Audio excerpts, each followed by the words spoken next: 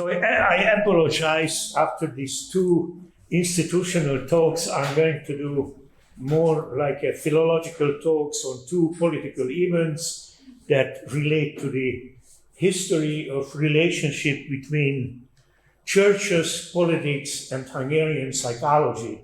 Basically, what I'm going to show is that in two different occasions, late 19th century and mid-20th century, in the Hungarian parliamentary system, psychologists, you will see in the first case, it's the person who is criticized, and then in the second case, after the Second World War, a certain type of psychology, a functionalist Darwinian, sort of, I'm using quotation marks here, positivist psychology is harshly criticized by the conservative Catholic forces in the Hungarian parliament. And you will see that it has interesting implications towards our future and so on.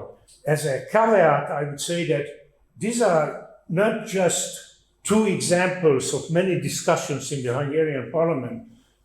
With all my efforts, I tried to survey about 120 years of parliamentary recordings. And these are the only two events when psychology is talked about.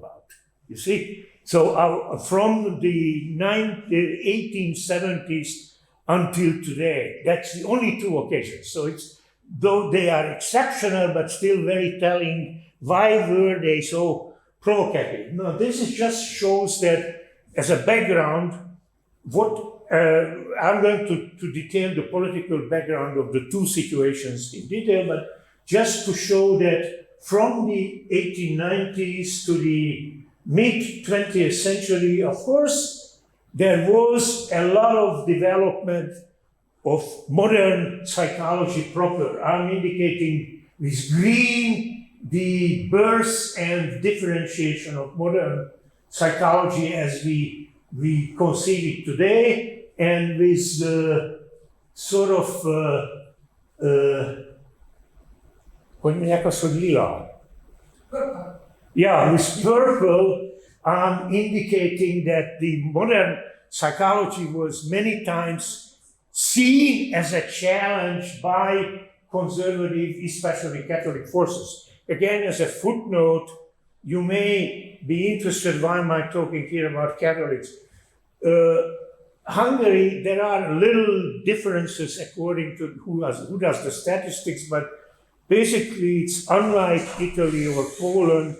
It's not an exclusively Catholic country. Between 68 to 72% of the population used to be Catholic when religion was important, and the rest was different Reformed churches, mainly a very strong Calvinist church and a weaker but intellectually very important Lutheran church, much more open, and Jewish and Orthodox and so on. But still, for political reasons and so on, regarding the conservative issue of do we allow science to deal with the immaterial soul, it was always the Catholic Church who spoke up against doing any kind of scientific studies. Now, I'm going to present two cases. One is the late 19th century case, and the other is the mid-20th century case. The late 19th century case was related to Eugene Posch, a high school teacher at the time in Catholic high schools, who was challenged in the parliament. Of course, in both cases, the people who were challenged were never present, never called them. Okay, so they were not personally challenged, but he was a high school teacher in Catholic high schools in Miskolc, mid-North Hungary, and Szolnok, mid-Hungary on the Hungarian plains. He remained all his life a theoretical psychologist outside university academia. He always was and remained a high school teacher. And the challenge against him concerned the freedom of belief and the freedom of faith and the freedom of speech. Let me show you how. He was actually, in his later work, he was a Spencer-believing, soft evolutionarist, sort of positivist psychologist, who actually in his scientific work, which was later on in the early 20th century, he was a very ardent proponent of motor theories of mind. Though he was not aware of the work of Sechenov, he was very much aware of the work of Théodule Ribot in France, and tried to be even more radical than Ribot. He claimed that all image is actually aborted movement. There is no representation as such. Any representation is actually together with a shortened behavior and so on. Now, the issues were, in his case, were not related to the content of his teaching, but that he publicly announced in a journal that he's no more religiously affiliated. The Hungarian educational law regulations and other legal regulations allowed non-affiliated status from the 1880s on. That was a very new thing, that people could declare in all statistics and so on that I'm not affiliated. But that was a very modern and very provocative thing. And this idea that he announced publicly, a high school teacher in a Catholic school, announced publicly that he is not affiliated, was seen as a provocation about secularization and laicity and so on. He was charged twice in the parliament, both times with active priests. It's also a very interesting feature of the late 19th century Hungarian parliamentary democracy that many active priests were members of the parliament. While they kept their priesthood, so they were local priests, at the same time they were members of the parliament. The first challenge was made by István Vajnai.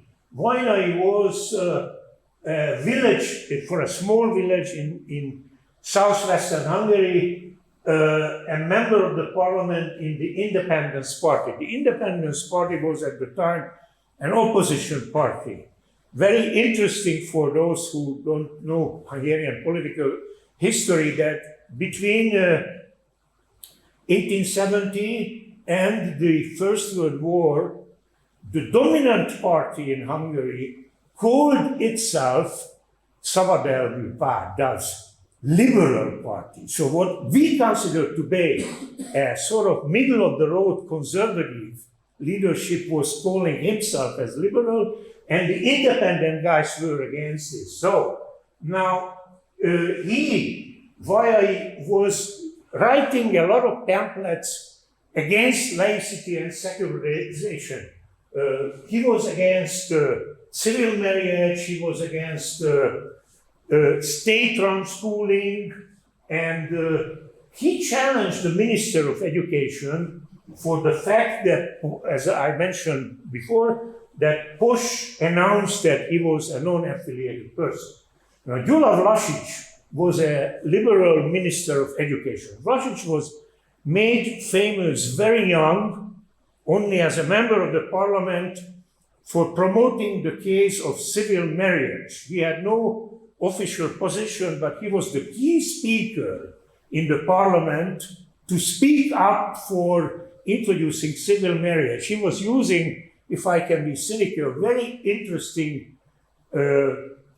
oratorials, combined with very good oratorial skills, very interesting sort of registration bureaucracy issues. He claimed that if all the religions keep marriage records separate, then we cannot allow people, you cannot avoid people being married in the Catholic Church and then being married in the Jewish Church and so on. Therefore, we need a centralized system, and also a civil declaration of marriage. That was a very controversial issue, but he was successful, as not as a minister, but just as an orator. And for 4 years, this bill was rejected by the parliament, but through his intervention, it was accepted. Now, this time, when the priest is challenging Posh, Vlašić was already a very young minister of education. He was actually a very good minister of education. Anna Borgos knows that he was, for example, campaigning for allowing female students to enter first pharmacy, then medicine, then philosophy, and so on. So he was a really liberal-minded guy in many respects, and also a very social-minded. Though he was an aristocrat, he actually built 400 elementary schools in the villages for peasant children and so on. Now, Vlašić says for the intervention that individual freedom of teachers cannot be constrained. Anyone has a freedom of speech and a freedom of faith. But if he would teach atheistic things in his classes, that would be another issue. That would be controversial. So first, rejected. Then, 2 years later, another higher positioned Catholic MP, János Molnár, he was higher positioned in the church hierarchy. Then I'm using these Hungarian quotes not to teach you Hungarian, but to show you that I made my homework, that this is based on real data and so on. So don't worry, I'm not going to translate or force you. So he was challenging that Posh, in a new press declaration, announced not only that he was non-denominational, but also that he was an atheist. Now, Vlašić again says, the minister, that you cannot constrain scientific convictions. Again, he says, but at the same time, if he would propagate these materialistic ideas in school, that would be a problem. So what happened actually, that Vlašić, the liberal minister, twice defended the freedom of speech and the freedom of faith. But silently later, never in the parliament, Posh got the advice that it was better that he resigns from being a teacher at a Catholic school. And then, with the help of the minister, he moved to one of the first big city state gymnasiums, the Tavasmező Street Gymnasium, which was very famous later in Hungarian intellectual life in Midtown Budapest. So he moved there, and all his life, from then on, he was only teaching Latin. He was only teaching Latin, but many of his students, including like Béla Fogarasi, the later famous Hungarian philosopher, later communist Marxist leader, and so on, were his students of Latin. So he had a lot of influence on his students, many of his students from Tavasmező Street Gymnasium were the big high school supporters of the Galilei circle, the big liberal intellectual circle of the 1910s. But the interesting point is that, well, I'm describing here that he had a lot of time as a Latin teacher. Therefore, he wrote huge treatises. This are mental phenomena and its nature. It's actually a book of about 900 pages long, and he also summarized it in German. But in any case, out of the tension in the parliament, that's the message, he came out unhurt in his conviction and even elaborated his theory much more, and so on. Now I come to the mid-20th century case. Here, while in the case of Posh, the person and the freedom of speech was the issue in the parliament. In the case of Ferenc Mérei, the substance of the book was the challenge. We are in the after the war period, between 1945 and 1949, there is a big transformation of the country with a lot of moves of the Communist Party towards establishing the later known one-party system and so on. As part of this whole issue, there is the issue of introducing a generalized 8-year-old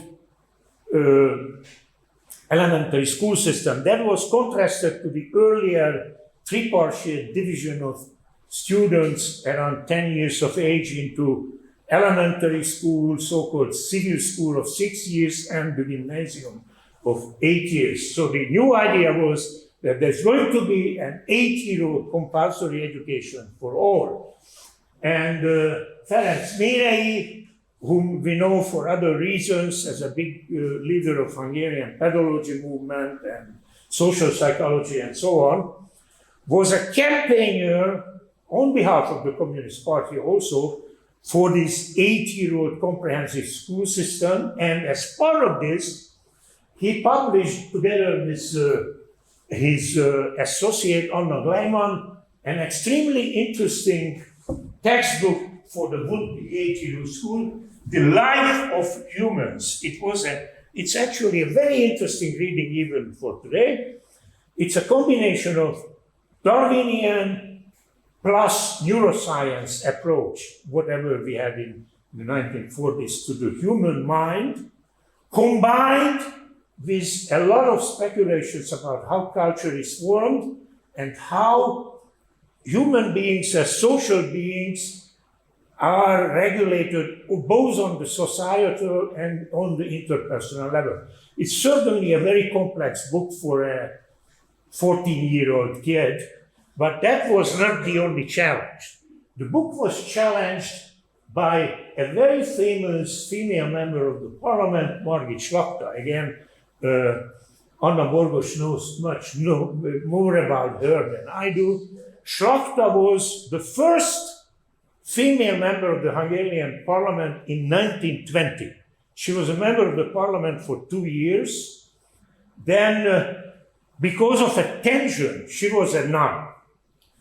And because of a tension with her nunnery, the nunnery wouldn't like her to continue politics. She didn't run again, but she was so angry that in 4 years, she founded her own nunnery, which was a very important nunnery for 40 years, and it was a Szociális Testvérek Társasága, so the community of social siblings, and I mean neutral word for testvérek. So the community of social siblings, where she tried to show that Catholic social work shouldn't be just a passion of the rich aristocratic ladies, but it should be a real field work with the poor. So she was training nuns to go into the field and support people and so on.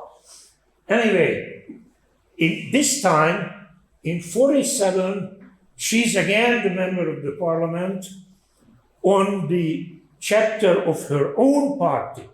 During the sort of left move development of Hungarian politics, she founded a female Catholic party, and she managed to have 4 members of the parliament to be elected. That was a lot at the time.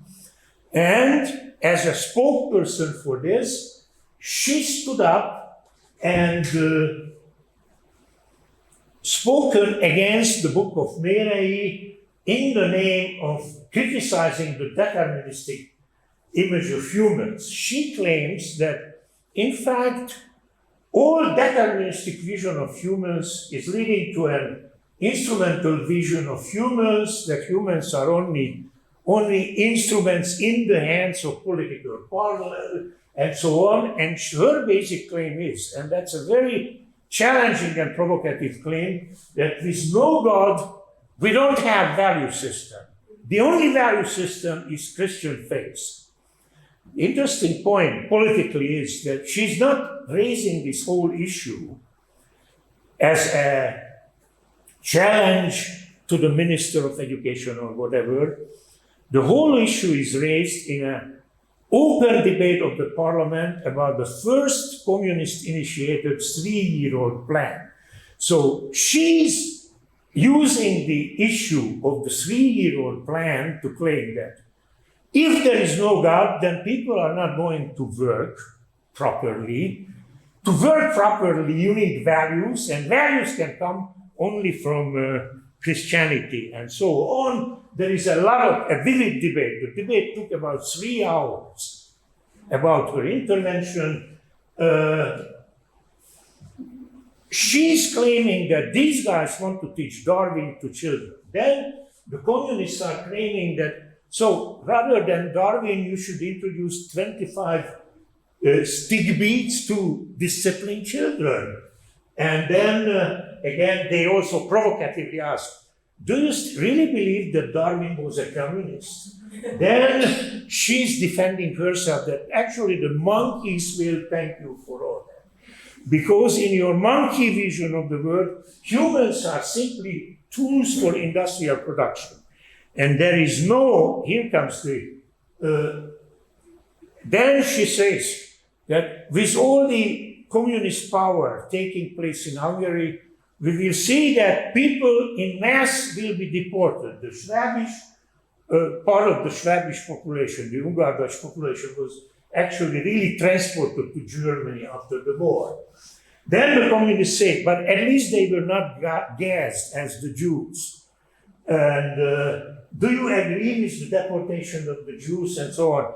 Now the tragic irony is that Schlachter herself was a big defender of the Jews. In her nunnery, she was hiding many Jews. So after she died, she was decorated in Israel with the merit of the good, or how do you say it? Igazak. What's the English word for that? The truthful or whatever. So she got a big order and so on. So there was a lot of interesting discussion, and there is a lot about the monkey issue and so on, and she's asking to remove the textbook. Interestingly, what is the outcome of the whole thing? The outcome for Mérei, nothing in the parliament. The Minister of Education doesn't speak up about the whole issue, but clandestinely, Mr. Vincenti, the Catholic Archbishop, the Cardinal, intervened with the Minister of Education to remove the book. The minister says, no, the book stays, but then silently forbids the printing of the book. That was typical of orthodox, the minister. So openly he says that we don't accept this intervention, but in fact he accepted the intervention. And the sort of this kind of teaching, complex knowledge of humans, combining biology and social science, that was actually exemplified, certainly in a very optimistic way by the Mérei book, was never coming back to the Hungarian educational system. It's still not there. So it's very interesting that the conservative values have moved. And well, otherwise, you know it from other sources, and I have been speaking about this many times. Zsuzsa and Anna have been speaking about this many times. After the communist takeover, Mérei has lost the trust of his own communist party because he was too much child-centered and so on. Schlachter herself was banned for 60 days to take part of the deliberations of the parliament because her allusions to instrumental use of humans and so on were interpreted as questioning the authority of the Allied occupying forces, namely the goodwill of the Russian army. That was the basic charge against her. And she came back to the parliament after the 60 days silence, but she realized that she was really in danger. So she clandestinely defected to Austria, then to the United States. She lived in the United States, probably with the help of agencies for 4 years under a false name. Then she came back to Germany and re-entered the United States under her real name.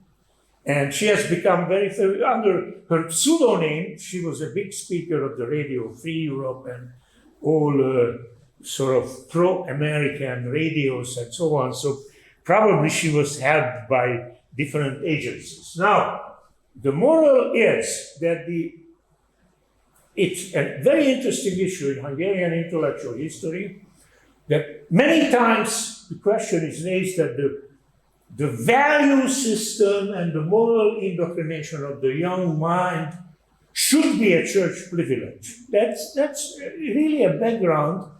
And when you understand how come that many psychologists were radical and so on, they were radical because they were fighting against the idea that the church, the Catholic Church, has a privilege about value systems and teaching and of the young and so on. So the interesting issue for sort of the underlying message even for today, even in present-day Hungarian public discussion, there are many conservative voices that claim that values can come only from Christian faith system.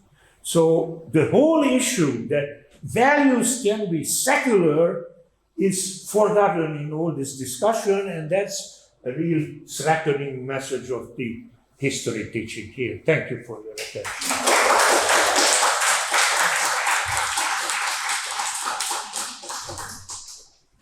So we started a little bit late, so maybe 5 minutes for questions before the I have more a comment than a question, but I think you are in the right place. I mean, Italy and in Spain, you have this exactly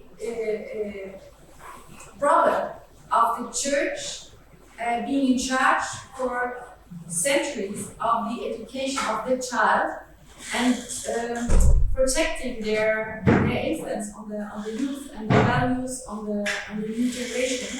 And this has been also the case, for example, if I think of the 1920s and 30s in Spain, where we have some policies such as Mira, but the secularized, they are against the church. So they try to profile themselves as experts in child and in psychology, but precisely as an anti-Catholic or anti-ecclesiastic project.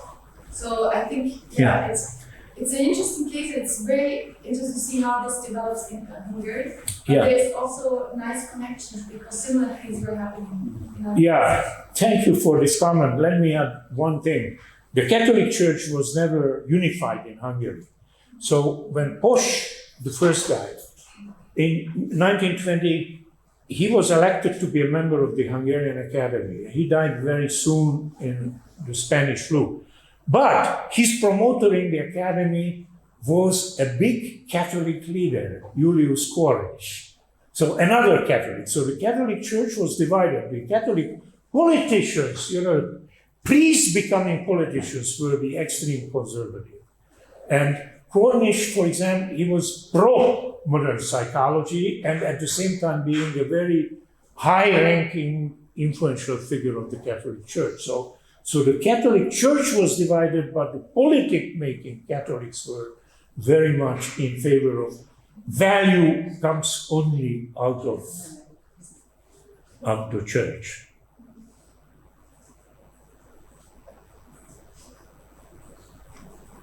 Yes, it's fascinating because then in the Netherlands it's totally the opposite, where it's been very religious.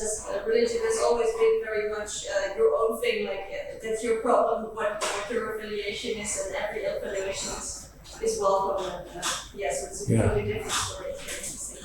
That's the special religious schools are funded. Yes, so there's something they got allowed. So there are different schools, but all funded by the state. I see. Yeah.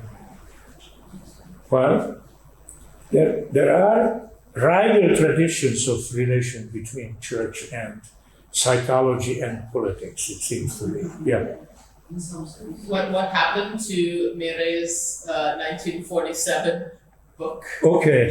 Oh, the book. Sorry, It's I got very mixed. no. The book was actually not printed in the wide scale. You can still obtain copies in libraries, but there are only a few copies left. Yeah.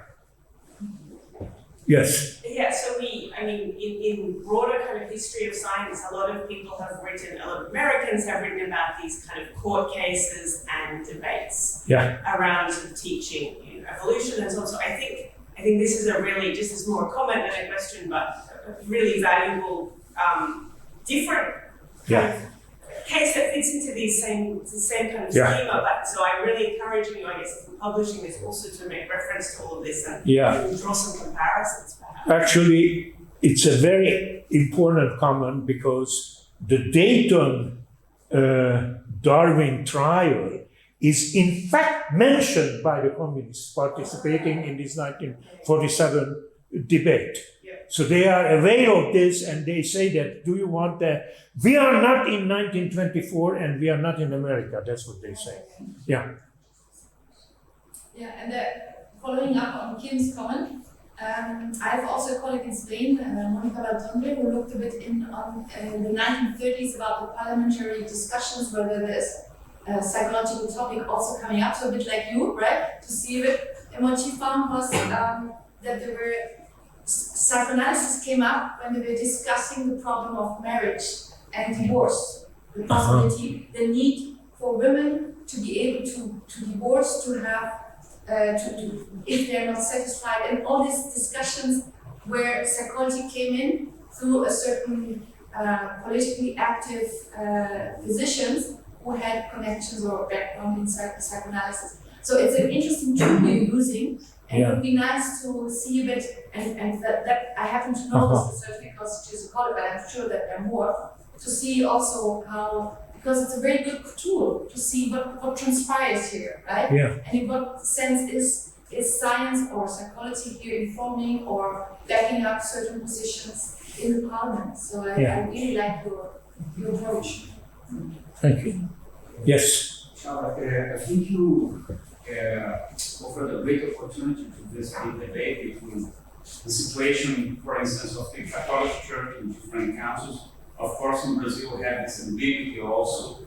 I think one of the first laboratories of psychology was closed by the effort of the Catholic Church in Brazil. But by the other side, our first course of psychology was created in a Catholic university by a priest. But nowadays, I think that in some countries, I think the situation is very similar to Spain, we have the presence of some kinds of psychology as a vector of modernization of this society. For instance, during the 70s, even in our military dictatorship, there was a big advance of psychoanalysis as a way of modernization of our urban middle classes, especially in these big cities, in Rio, São Paulo, and it's very important to understand this relationship. Yeah. I think it's also,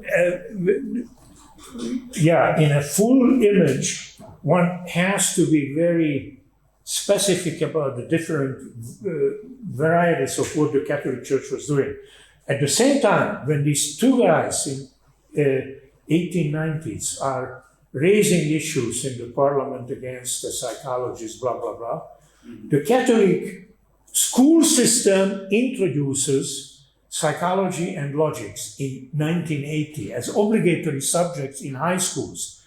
And the church reasoning, the sort of covered church reasoning, was that philosophy is dangerous because it's competing with theology, but psychology and logic is safe because it's a limited area and about a specific issue. So at the same time, when these Catholic politicians are challenging psychology, at the same time, the religious school authorities introduce psychology into high school. It's there is one similarity, like when In the heydays of Stalinism, Stalin is much quoted as being against psychology, blah, blah, blah. In 1947, they introduced in the Soviet school system psychology. But what psychology was it? Well, that's another issue, but that's another issue. Yeah, but that's another issue. In fact, what was introduced in the 1890s in the Catholic schools was experimental psychology. Very interesting. Experimental psychology, mainly demonstrations of visual illusions and memory curves of Ebbinghaus and stuff like that. Yeah, experimental psychology. So no talk about immortal soul, only experimenting on the human whatever abilities or something like that. Experimental psychology. Yeah. No Darwinian evolution.